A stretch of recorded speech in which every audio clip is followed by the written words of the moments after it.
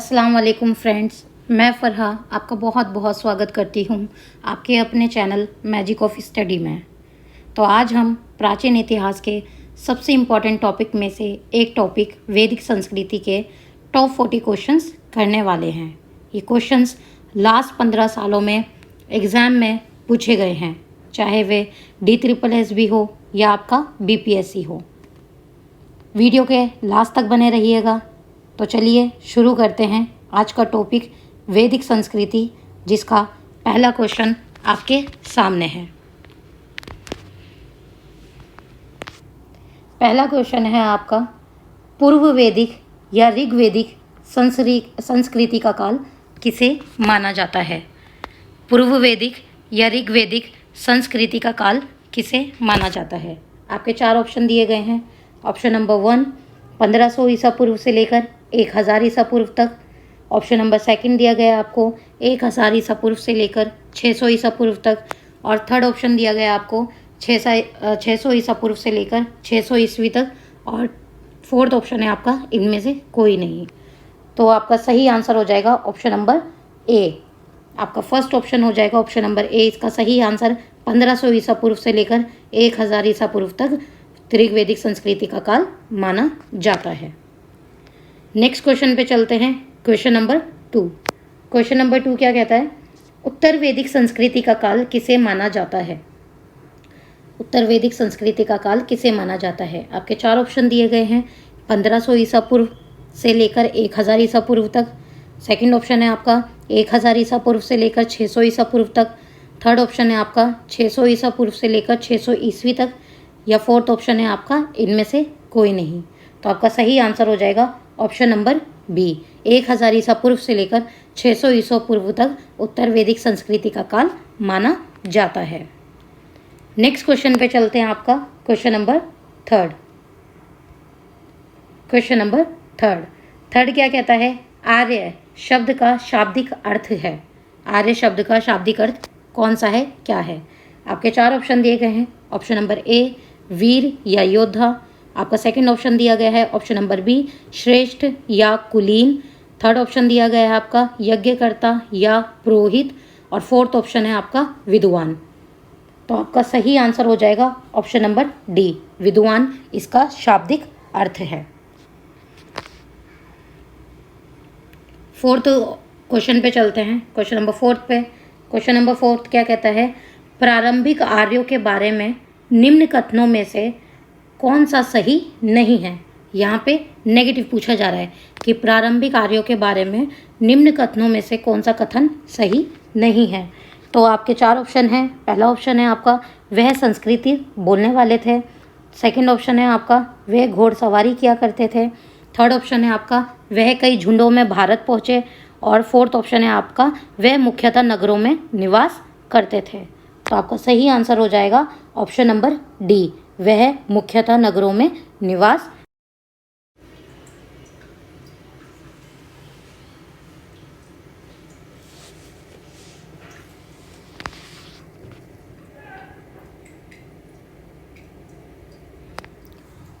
चलिए 5th question पे चलते हैं। 5th क्वेश्चन है आपका, इनमें से किस फसल का ज्ञान वैदिक काल के लोगों को नहीं था? आपके 4 ऑप्शन दिए गए हैं। ऑप्शन नंबर ए जौ, ऑप्शन नंबर बी गेहूँ, ऑप्शन नंबर सी चावल और ऑप्शन नंबर डी है आपका तंबाकू। तो आपका सही आंसर हो जाएगा ऑप्शन नंबर डी, तंबाकू। नेक्स्ट क्वेश्चन पे चलते हैं। Question number 6। क्वेश्चन नंबर 6 क्या कहता है?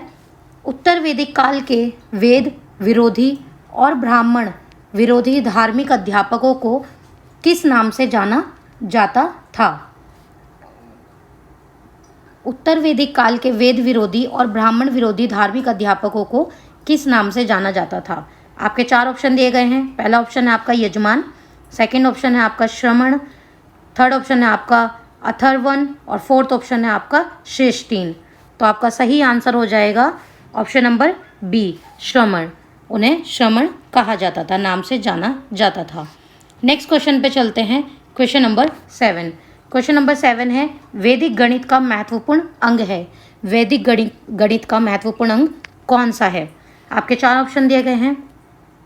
Option number A Shatapatha Brahmana, option number B Atharvaveda, option number C Shulbasutra और ऑप्शन नंबर डी छांदोग्य उपनिषद।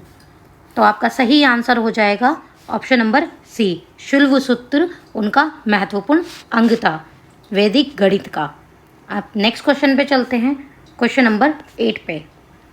किस वेद में प्राचीन वैदिक युग की संस्कृति के बारे में सूचना दी गई है?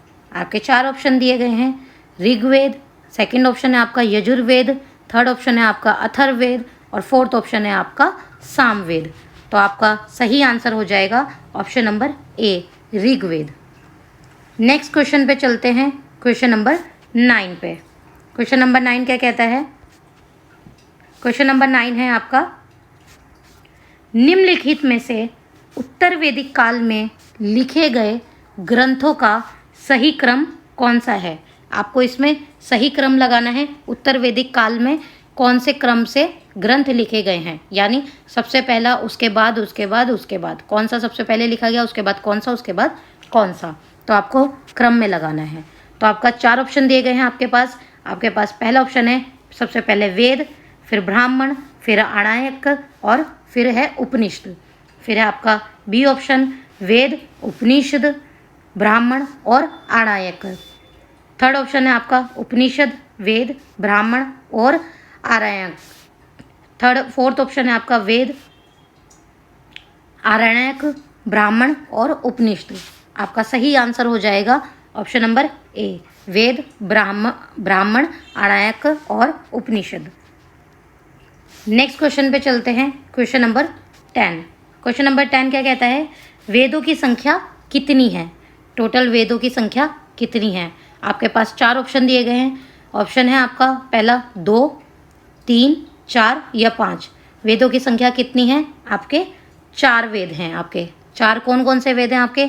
ऋग्वेद, यजुर्वेद, सामवेद और अथर्ववेद। ये आपके टोटल 4 वेद हैं। तो वेदों की संख्या है टोटल 4। नेक्स्ट क्वेश्चन पे चलते हैं, क्वेश्चन नंबर 11। क्वेश्चन नंबर 11 है, कौन से 3 वेद संयुक्त रूप से त्रयी या वेद त्रयी कहलाते हैं? आपके 4 ऑप्शन दिए गए हैं, ऋग्वेद, यजुर्वेद और सामवेद। आपका फर्स्ट ऑप्शन है। सेकंड ऑप्शन है आपका ऋग्वेद, यजुर्वेद और अथर्ववेद। आपका थर्ड ऑप्शन है ऋग्वेद, सामवेद और अथर्ववेद। और फोर्थ ऑप्शन है आपका यजुर्वेद, सामवेद और अथर्ववेद। तो 11th का आपसे सही आंसर हो जाएगा option number A Rigveda, Yajurveda और सामवेद। नेक्स्ट क्वेश्चन पे चलते हैं, क्वेश्चन नंबर 12। भारत के राज्य चिन्ह में प्रयुक्त होने वाले शब्द सत्यमेव जयते किस उपनिषद से लिए गए हैं? आपके 4 ऑप्शन हैं।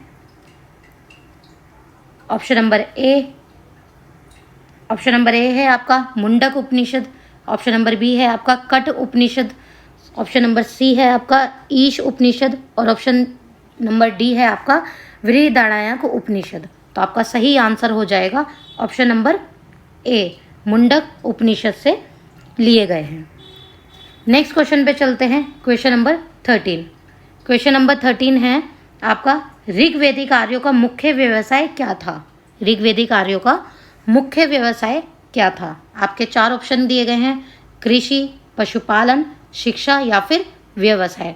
तो उनका मुख्य व्यवसाय था पशुपालन करना। नेक्स्ट क्वेश्चन पे चलते हैं, क्वेश्चन नंबर 14। क्वेश्चन नंबर 14 है भारतीय संगीत का आदि ग्रंथ कहा जाता है, यानी भारतीय संगीत का आदि ग्रंथ किसे कहा जाता है? आपके 4 ऑप्शन दिए गए हैं, ऋग्वेद, उपनिषद, यजुर्वेद या फिर सामवेद। तो आपका सही आंसर हो जाएगा सामवेद को आदि ग्रंथ कहा जाता है भारतीय संगीत का।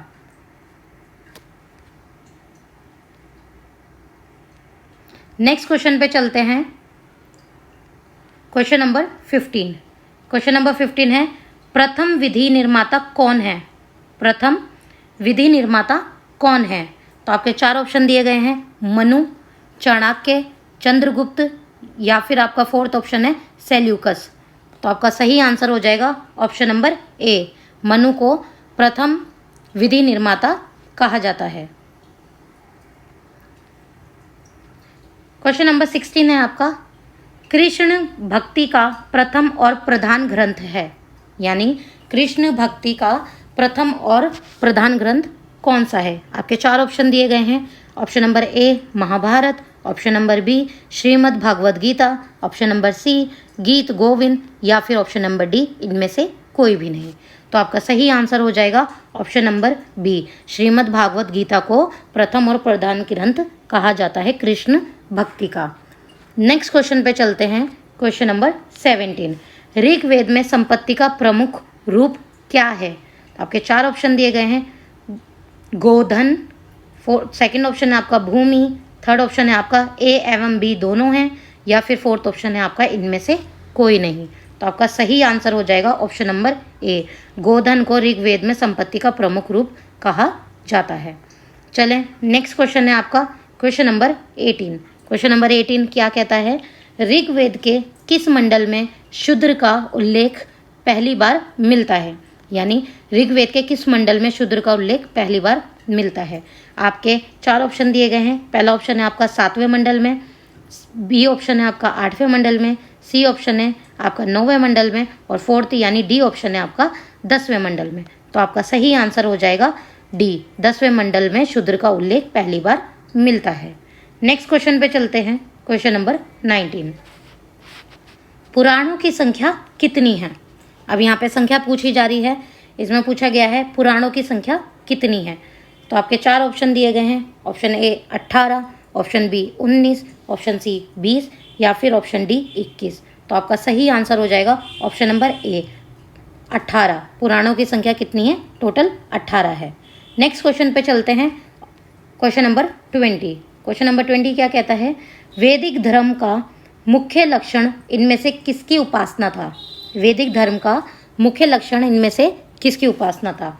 आपको 4 ऑप्शन दिए गए हैं। ऑप्शन नंबर ए है आपका प्रकृति, ऑप्शन नंबर बी है आपका पशुपति, ऑप्शन नंबर सी है आपका देवी माता, या फिर ऑप्शन नंबर डी है आपका त्रिमूर्ति। तो आपका सही आंसर हो जाएगा ऑप्शन नंबर ए प्रकृति। नेक्स्ट क्वेश्चन पे चलते हैं। Question number 21। क्वेश्चन नंबर 21 क्या कहता है? किस देवता के लिए ऋग्वेद में पुरंदर शब्द का प्रयोग हुआ है? किस देवता के लिए ऋग्वेद में पुरंदर शब्द का प्रयोग हुआ है? आपके 4 ऑप्शन दिए गए हैं। पहला ऑप्शन है आपका इंद्र, सेकंड ऑप्शन है आपका अग्नि, थर्ड ऑप्शन है आपका वरुण, और फोर्थ ऑप्शन है आपका सोम। तो आपका सही आंसर हो जाएगा ऑप्शन नंबर ए, इंद्र देवता के लिए पुरंदर शब्द का प्रयोग हुआ है। नेक्स्ट क्वेश्चन पे चलते हैं। Question number 22। क्वेश्चन नंबर 22 है आपका, शुल्व सूत्र किस विषय से संबंधित पुस्तक है? शुल्व सूत्र किस विषय से संबंधित पुस्तक है? आपके 4 ऑप्शन दिए गए हैं। ऑप्शन नंबर ए ज्यामिति, ऑप्शन नंबर बी ज्योतिष, ऑप्शन नंबर सी गणित, या फिर ऑप्शन नंबर डी खगोल। तो आपका सही आंसर हो जाएगा ऑप्शन नंबर ए ज्यामिति से संबंधित पुस्तक है। नेक्स्ट क्वेश्चन पे चलते हैं। Question number 23। क्वेश्चन नंबर 23 क्या कहता है? अस्तो माँ सदगम्य, तमसो माँ ज्योतिर्गम्य, मृत्योर्मा अमृतंगम्य, या ये कहाँ से लिया गया है? ये आपके 4 ऑप्शन दिए गए हैं। उपनिषद, वेदांग, महाकाव्य, या फिर पुराण। तो आपका सही आंसर हो जाएगा ऑप्शन नंबर ए, उपनिषद से लिया गया है। नेक्स्ट क्वेश्चन पे चलते हैं। Question number 24। 24 क्वेश्चन है आपका, 24वां क्वेश्चन है। 24वां क्वेश्चन क्या कहता है? आर्य भारत में बाहर से आए हैं और सर्वप्रथम बसे थे। कि ये तो पता है आपको, आर्य भारत से बाहर से आए हैं, पर लेकिन कहाँ बसे थे सर्वप्रथम, वो आपको बताना है। तो आपके 4 ऑप्शन दिए गए हैं। सामा तट में, सेकंड ऑप्शन है आपका प्राग ज्योतिष में, थर्ड ऑप्शन है आपका पंजाब में, या फोर्थ ऑप्शन है आपका पांचाल में। तो आपका सही आंसर हो जाएगा ऑप्शन नंबर सी, पंजाब में आके सर्वप्रथम वो बसे थे। नेक्स्ट क्वेश्चन है आपका क्वेश्चन नंबर 25। 25वां क्वेश्चन क्या है? वेदों को आपुरोष्य क्यों कहा गया है? आपके 4 ऑप्शन दिए गए हैं। पहला ऑप्शन है आपका क्योंकि वेदों की रचना देवताओं द्वारा की गई है, सेकंड ऑप्शन है आपका क्योंकि वेदों की रचना पुरुषों द्वारा की गई है, थर्ड ऑप्शन है आपका क्योंकि वेदों की रचना ऋषियों द्वारा की गई है, या फिर फोर्थ ऑप्शन है आपका इनमें से कोई भी नहीं। तो आपका सही आंसर हो जाएगा ऑप्शन नंबर ए, क्योंकि वेदों की रचना देवताओं द्वारा की गई है, इसलिए आपुरुष इसे कहा गया है। नेक्स्ट क्वेश्चन पे चलते हैं, क्वेश्चन नंबर 26। क्वेश्चन नंबर 26 है आपका, वैशेषिक दर्शन के प्रतिपादक हैं, यानी वैशेषिक दर्शन के प्रतिपादक कौन हैं? आपके 4 ऑप्शन दिए गए हैं। पहला ऑप्शन है आपका कपिल, सेकंड ऑप्शन है आपका अक्षपाद गौतम, थर्ड ऑप्शन है आपका उल्लूक कणद, फोर्थ ऑप्शन है आपका पतंजलि। तो आपका सही आंसर हो जाएगा उल्लूक कणद, इसके प्रतिपादक रहे हैं। नेक्स्ट क्वेश्चन पे चलते हैं, क्वेश्चन नंबर 27। क्वेश्चन नंबर 27 क्या कहता है, ऋग्वेद का कौन सा मंडल पूर्णतः सोम को समर्पित है? ऋग्वेद का कौन सा मंडल पूर्णतः सोम को समर्पित है? आपके 4 ऑप्शन दिए गए हैं। पहला है 7वां मंडल, सेकंड ऑप्शन है आपका 8वां मंडल, थर्ड ऑप्शन है आपका 9वां मंडल और फोर्थ ऑप्शन है आपका 10वां मंडल। तो आपका सही आंसर हो जाएगा ऑप्शन नंबर सी, 9वां मंडल को सोम पूर्णतः पूरी तरीके से 9वां मंडल किसको समर्पित है? सोम को समर्पित है। आपका नेक्स्ट क्वेश्चन है क्वेश्चन नंबर 28। क्या कहता है, प्रसिद्ध 10 राजाओं का युद्ध दशराज युद्ध किस नदी के तट पर लड़ा गया था?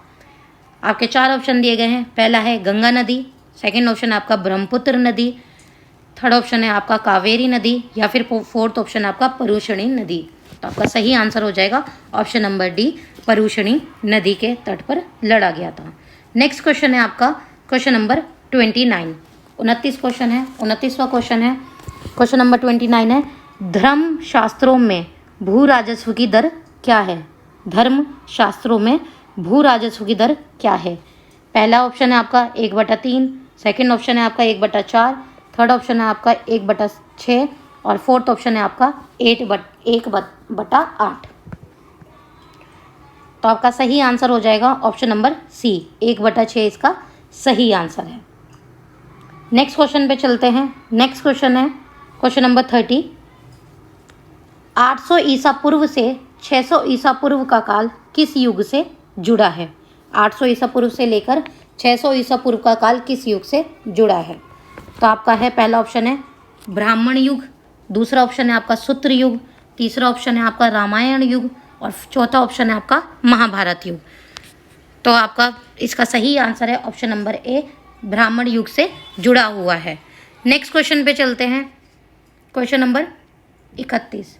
31 क्वेश्चन क्या कहता है, अनुलोम विवाह का अर्थ है। अनुलोम विवाह का क्या अर्थ है? तो आपके 4 ऑप्शन दिए गए हैं। पहला ऑप्शन है आपका उच्च वर्ण पुरुष का निम्न वर्ण नारी के साथ विवाह, सेकंड ऑप्शन है आपका निम्न वर्ण पुरुष का उच्च वर्ण नारी के साथ विवाह, थर्ड ऑप्शन है आपका उच्च वर्ण पुरुष का उच्च वर्ण नारी के साथ विवाह और फोर्थ ऑप्शन है आपका निम्न वर्ण पुरुष का निम्न वर्ण नारी के साथ विवाह। तो आपका सही आंसर हो जाएगा ऑप्शन नंबर ए, अनुलोम विवाह का अर्थ होता है उच्च वर्ण पुरुष का निम्न वर्ण नारी के साथ विवाह। नेक्स्ट क्वेश्चन पे चलते हैं। नेक्स्ट क्वेश्चन है आपका क्वेश्चन नंबर 32।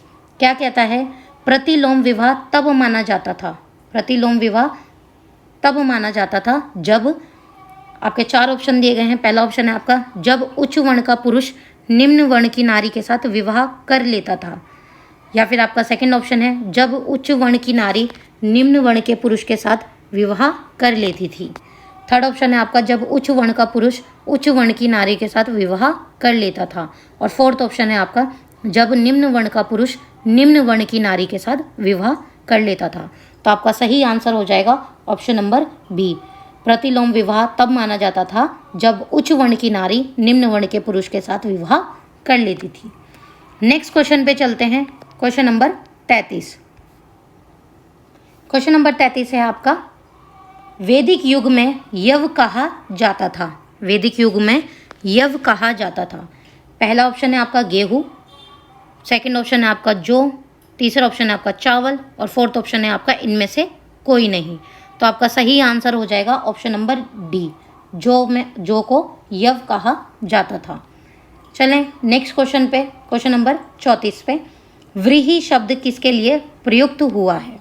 व्रीहि शब्द किसके लिए प्रयुक्त हुआ है? आपके 4 ऑप्शन हैं, चावल, गेहूँ, जौ या फिर कपास। किसके लिए प्रयुक्त हुआ है? आपका ऑप्शन ए इसमें करेक्ट है, चावल के लिए व्रीहि शब्द का प्रयोग हुआ है। चलें नेक्स्ट क्वेश्चन पे। क्वेश्चन नंबर 35 क्या कहता है, अथर्व का अर्थ क्या है, ये बताना है आपको, अथर्व का अर्थ बताना है। आपके 4 ऑप्शन दिए गए हैं। पहला है पवित्र जादू, सेकंड ऑप्शन है आपका यज्ञ, थर्ड ऑप्शन है आपका स्तुति और फोर्थ ऑप्शन है आपका दर्शन। तो आपका सही आंसर हो जाएगा ऑप्शन नंबर ए, पवित्र जादू अथर्व का अर्थ बताया गया है। नेक्स्ट क्वेश्चन पे चलते हैं। क्वेश्चन नंबर 36, निम्न में से कौन सी स्मृति प्राचीनतम है, निम्न में से कौन सी स्मृति प्राचीनतम है। तो आपके 4 ऑप्शन दिए गए हैं। पहला ऑप्शन है आपका मनु स्मृति, सेकंड ऑप्शन है आपका यज्ञवल्क्य स्मृति, थर्ड ऑप्शन है आपका नारद स्मृति और फोर्थ ऑप्शन है आपका पाराशर स्मृति। तो आपका सही आंसर हो जाएगा ऑप्शन नंबर ए, मनु स्मृति को प्राचीनतम स्मृति माना गया है। नेक्स्ट क्वेश्चन पे चलते हैं। क्वेश्चन नंबर 37 क्या कहता है, आदि काव्य की संज्ञा किसे दी जाती है, आदि काव्य की संज्ञा किसे दी जाती है। आपके 4 ऑप्शन दिए गए हैं।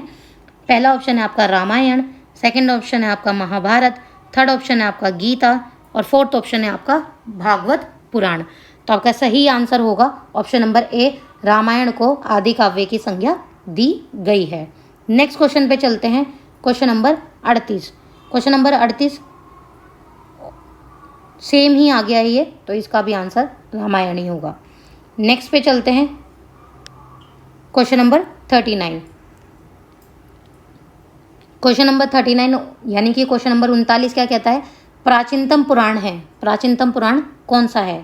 तो आपके 4 ऑप्शन दिए गए हैं। Option number A Matsya Purana, option number B Bhagavata Purana, option number C Vishnu और ऑप्शन नंबर डी वायु पुराण। तो आपका सही आंसर हो जाएगा मत्स्य पुराण को प्राचीनतम पुराण बताया गया है। आपका इस वीडियो का लास्ट यानी वैदिक संस्कृति के पार्ट 1 का लास्ट क्वेश्चन है, ऋग्वेद में सबसे पवित्र नदी किसे माना गया है, ऋग्वेद में सबसे पवित्र नदी किसे माना गया है। आपके 4 ऑप्शन दिए गए हैं। पहला है सिंधु नदी को, सेकंड ऑप्शन है आपका सरस्वती नदी को, थर्ड ऑप्शन है आपका परुषणी नदी को और फोर्थ ऑप्शन है आपका शतुद्री नदी को। तो आपका सही आंसर हो जाएगा सरस्वती नदी को ऋग्वेद में सबसे पवित्र नदी का दर्जा दिया गया है, यानी सबसे पवित्र नदी उसे माना गया है। आपके आज के टॉप 40 क्वेश्चंस यहाँ पे कंप्लीट हो जाते हैं। नेक्स्ट पार्ट में हम आगे के 40 क्वेश्चन और करेंगे। ये आप कर लेंगे तो आपको वैदिक संस्कृति में कुछ और पढ़ने की ज़रूरत नहीं पड़ेगी। ये बहुत इंपॉर्टेंट क्वेश्चन है, इसी में से आपके एग्ज़ाम में पूछे जा सकते हैं।